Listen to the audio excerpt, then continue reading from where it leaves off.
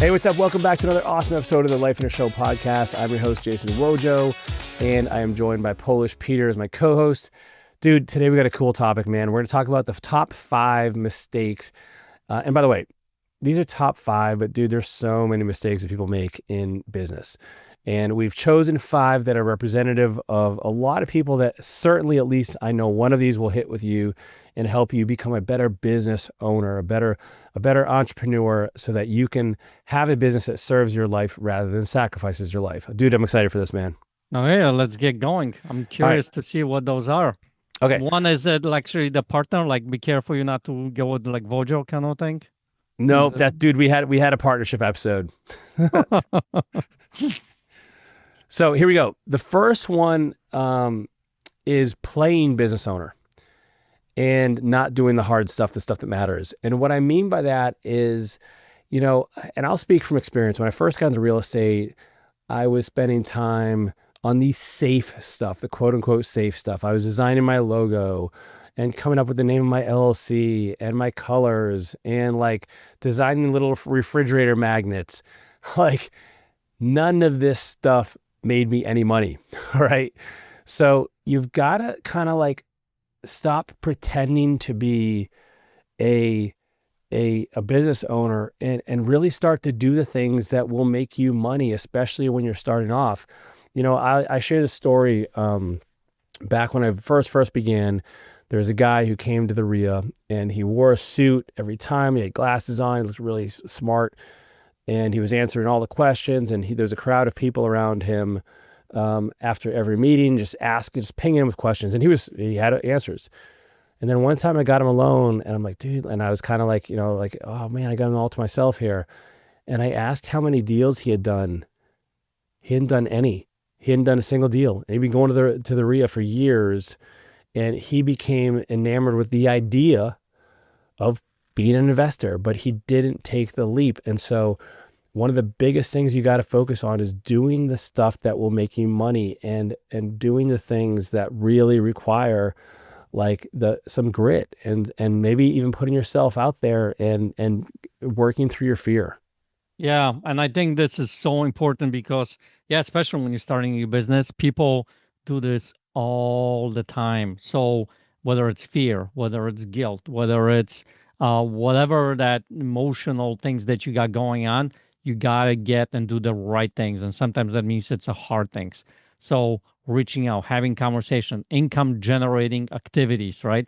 It is so important to do that because if you don't, guess what? It's a hobby. It's not a business. It's going to be a hobby till the cows come home because you're not doing the right things that needs to happen. And when I first started my first business, I literally walked down the main street because I was designing websites for people. Walked down this, knocked on the doors, going to chiropractor offices and asked them to whether or not they are going to, you know, do my service to design their website. Now I got rejected. I don't know how many times. I don't know if I got probably 1 or 2 actual jobs out of this, and they're really cheap. But the whole rejection thing, just keep hearing no and no and no.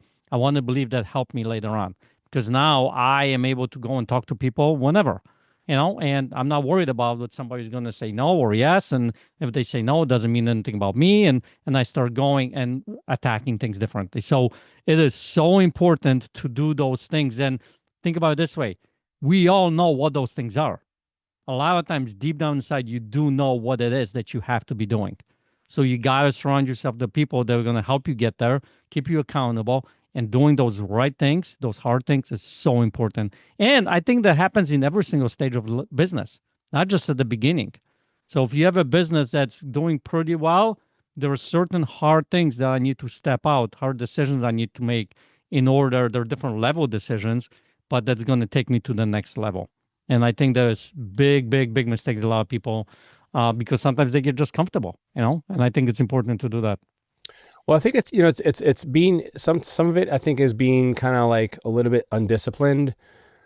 Maybe it's also, you know, avoiding the pain of rejection, you know, because like, listen, it can be scary, for instance, to put out a piece of content and, you know, put yourself out there And you can have all these reasons like, I'm a private person. Like, who am I to be saying this? And what if nobody watches it? And what if I get hate messages? You got hate messages on your stuff, Oh, right? crazy And stuff. yeah, and so, but you got to realize that's the price of admission.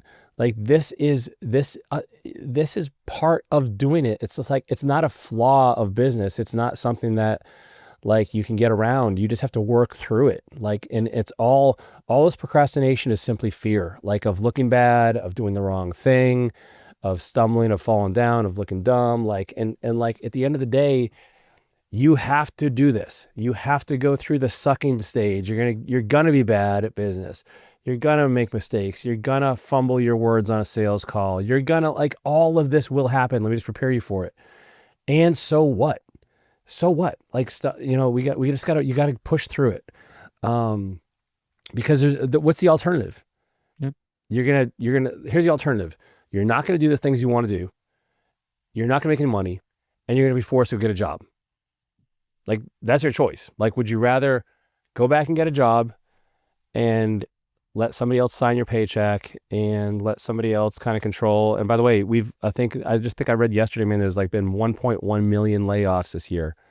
And put your cards in somebody else's deck, or you're going to go for it on your own. You know what I mean? Like, so you just gotta do it. And one of the tools, by the way, to help you remember how important this is your vision. I know we hit on vision like every episode, but your vision is a huge tool here, man. Yeah, and I will tell you this, when you go and do those things, that's when you grow like crazy. That's when you level up. That's when you get to the next level as a business owner. And those moments, those conversations, those no's, those rejections, that's what makes you a better business owner. So it's a path to success. It's not, 100%, man. and it's so important to do that. So let's go to the next one. All right. Next one is diversifying instead of doubling down. So here's what oftentimes happens. At least this is what happened to me. I had one business and it was doing okay. And I'm like, this isn't making as much money as I thought it would, but like, it's okay. Maybe I need to have another source of income. And dude, it's funny. Like, I have a page of paper next to me, and this is from literally 15 years ago. And I see this tree diagram I literally have a tree diagram of all the different ways I can make money in the different businesses. And I'm like, okay, so this business could be this, and this business could be that. Like, I had my fitness business. I had I was a realtor. I was an agent. Then I had my real estate investing business. Like, I went through the whole sheet. And I'm like, oh my gosh, this is literally how I thought back then. I thought that I could make the sum of money I wanted by having 25% of it come from over here and 25% over there. And like, I'd have 4 different businesses, making me that 100% of the income I wanted. Not realizing like this was the exact opposite approach as with what I should have been doing. Now, there's 2 reasons I did this. One is I thought diversification was good. It also gave me a little bit of like, of ego. I could say like, I'm a serial entrepreneur. I got all these different businesses, and there's some of that involved too. But it also I thought it was safer because like, oh, well, if this one doesn't do well, this one, I've been taught diversification is good. And what I've realized over the years, and my coach helped me with this back in the day, they're like, just pick one. And I was like, what? He's like, just pick one. And I didn't, I'm a slow learner, so I didn't just pick one, but I eliminated one, and then things started going better. Then I eliminated another one, and wouldn't you know, things started going better. And so like very slowly I realized like this is actually the path to success. Because what happens is, and I heard somebody else use this analogy, and I just love it. Like, if you've ever played like any video game, there's always like a boss at the end you got to beat. And you learn how to beat the boss, and you're like, you got to hit him in this side of the head 3 times, and whatever. You have a formula, and you figure out how to beat the boss. And when you beat the boss, you move to the next level. But when you haven't beaten that boss and you have 4 different businesses, all businesses are stuck at the same level, so they're all producing at a level lower than they could be. And what you really need to do is just focus. I mean, imagine trying to play 4 video games at once. Well, that's what having 4 businesses at once is like. And so having to really doubling down and focusing on that single thing. And I know it can be terrifying because you're like, well, what if? And I get it. But focusing on that single business the key. It really is. It's not having 14 different businesses. And literally almost every single time someone tells me they're a serial entrepreneur, I have an internal sensor that tells me they probably have 6 half-baked businesses that none of which are doing what they should be doing. Because they have a problem with discipline and staying focused, or fear of choosing the wrong one. Yeah. So I love that you brought up that particular topic because I see this all the time. I went through it myself when I'm back in the day. But here's what I think the fallacy that I think that people see is like the analogy of that you talk about the video game, playing 4 video games at the same time. I think in the way people, in one level, they think, okay, I'll play this game for a little bit, pause it. Then I go to this game, pause it. Then I play over here, get some ground here, pause it. And then I'll go back to the other one. In life, that doesn't work. You can't just pause it. It keeps going. So now you have to attend to every single one, and you just run around like a chicken with head cut off trying to attend to every single one of them, and then never, it gets satisfied because they all of them are, asking for your attention, especially in those growth stages. So it is about letting go. It is about, like you say, well, it's fear, because I think for you it was a fear thing of what if this doesn't work? What if that doesn't work? If maybe it's an ego thing, because now I go and talk to someone, I got all these different types of businesses and I'm the, cat's meow kind of a person. Did I just say cat's meow? All right. Maybe somebody's going to get that analogy. All right.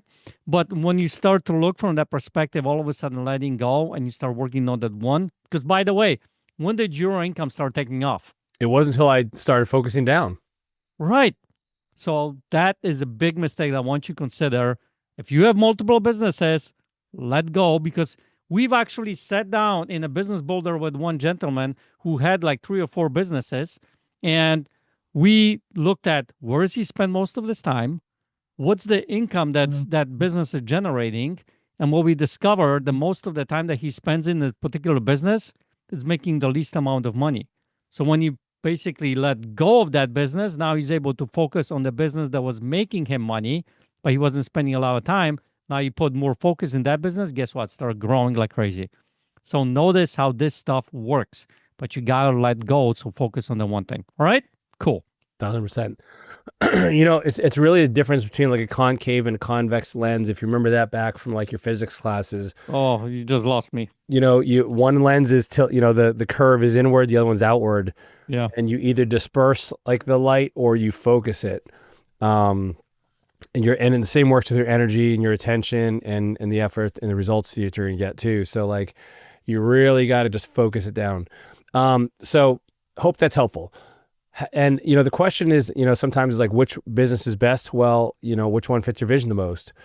Which one are you most excited about? Which one, is an up and coming market? Which one has the most, margins for you? Like these are all criteria you can use. Which one do you know the most amount about already? Like what's your experience already in? That's always a huge leg up. The next one we're going to talk about is not identifying the main constraint in your business and misdiagnosing this.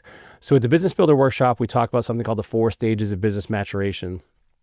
And at each stage, there's something that needs to be focused on. So for instance, when you're just starting off, you don't really have to be worrying about automation, and you don't have to be worrying about key man risk and like really like a sophisticated legal structure. And org charts, because it's just you. So you got to know what your main constraint is at each stage of business. So early on, if you don't have sales, well, clearly making money and revenue needs to be your priority. And so within that bucket, now you need to ask, like, what is the exact constraint that's holding me back? Is it a sales problem? Is it a leads problem? Okay, it's a leads problem. Okay, is it because, I'm not doing the things that I need to be doing, or is it a conversion problem where I'm not, the leads that I have, I'm not converting into sales? So you got to kind of reverse engineer what the biggest constraint, the biggest bottleneck in the business is, because that's the only thing that should be getting your attention rather. I call this the most valuable priority, the MVP of your business. Like, what is the MVP of your business? The one thing that you need to focus on, and then really spend the majority of your time in business on that one thing, and not all these other things. Like, And so we talked about, the first mistake a second ago was, plain business owner. Well, you can do things in your business that are still valuable, but they're not the most valuable in your business. So you always got to be focusing on what's the most valuable thing. And like, by the way, if you're watching on YouTube right now, I'm holding up a page I have over my, it's blurry. It's blurry, you got to move it back. Yeah. So it says, is this a constraint? And it's a little sticky note that I keep over my webcam because I don't want to be spying on me. And it's just a reminder for me, like, is this the thing that I need to be working on right now? Like, it's all work and it all contributes something, but like, is this giving me the biggest bang for the buck? And you constantly got to be using that filter in what you do in your business. Otherwise, it's going to take you too long to get anything done. Yeah, and I would also encourage you, as you're looking from this perspective, what he's talking about, is this a constraint? I would say that the first answer that you are going to get, like, you're looking, like if you're growing a business, and one of the things that I need to be focusing on right now is revenue. So what's the problem when I'm not generating revenue? Well, I'm not getting enough leads, right? So yes, okay, leads is the problem. But I will tell you this, that first question, that is the leads, it's probably not the right answer. You got to keep digging down deeper and deeper and deeper to finally figure out what the real constraint is, because you're going to end up with the answer that if you're a real estate investor and you're not getting enough leads, it's because, guess what? You are not making those hard decisions that we talked about in the previous constraint. You're not making the phone calls. You're not reaching out. You're not talking to people because you're sitting behind the desk and you're trying to, let's say, do some, Facebook ads that are less, not as hard to do, but or you're learning about doing Facebook ads, or you're learning about something else. So I want you to consider that first level of that constraint that you're looking at. You got to keep digging down a little bit deeper and deeper and deeper to get to the real reason why that is the thing in your business, and then solving that exact constraint. Cool. So let's just review so far. We got number 1, plain business owner and not doing the hard stuff. Number 2 is diversifying instead of doubling down. Number 3 is not identifying and working on the main constraint. The next one is not staying focused and being consistent. Maybe you have a really good day, but then you don't have another good day until the next week, and you lose a tremendous amount of time when you lose momentum. And this is something that, for instance, where Peter finished his book, I'm still writing mine. If I take, and by the way, the last 2 weeks I haven't got anything done in the book because I broke the string, I broke momentum, and now I'm getting back into it. It's more work, and so you got to keep the victories moving. And tactically speaking, you got to find ways to reward yourself, to keep yourself accountable, to staying focused and staying consistent. So, for instance, Jerry Seinfeld is famous for this, of having a calendar, and he's going to write every single day, and he's going to put an X in the box for every day that he writes, and he's not going to break that string no matter what. Maybe it's going to be having a kitchen timer next to you and timing yourself to you're not going to check Facebook for 30 minutes or an hour before you will give yourself a break. Or maybe it's making sure there's no distractions in your environment and making sure it's quiet and you've turned off your notifications. Maybe it's, one of the things I do, this is going to sound corny, but when I'm working, I usually wear a sweatshirt and I put a hood on, and it helps filter out external things outside of my peripheral vision. And it makes me focus on my screen in front of me when I'm doing that. It keeps your head warm because you got no hair. That too, man. Or, put on headphones if this sounds, some people will use this is going to sound woo-woo, but some people will have an essential oil kind of vaporizer thing where it has peppermint or some sort of invigorating scent for energy and awareness. And so you got to tweak your environment and tweak your conditions as much as you can to help you be consistent and stay focused, because otherwise we're just so unfocused, man. It's so easy to be distracted in today's world. There's so many things pulling for our attention. But it just pulls your effectiveness and efficiency away like nothing. Yeah, and I think that is one big problem to a lot of the business growth. And I fell into that trap many times too, because, you get to a certain point and you feel like you've succeeded, and then you kind of let off the gas kind of thing, right? And so it is so important to what is the consistency? when it comes to marketing, one of the things that you need to do, and most people don't, is consistency, and just consistently putting out marketing pieces, whatever it might be. Sometimes they're crappy, sometimes they're good, and just consistency and shifting and testing and being consistent in that one particular realm. Eventually, something is going to break. You know what I mean? And, sometimes that's why a lot of times people, when they say they got, video went viral, it's not because they put out one video on there and went viral. Well, it happens sometimes, like a unicorn. But most of the time, what ends up happening, they put out hundreds of videos, and that one video all of a sudden shut up. So the consistency pays off. And it's so important, because think about it this way. Even in your marriage, it's not that you go on a date once every 2 months that's going to keep that marriage going.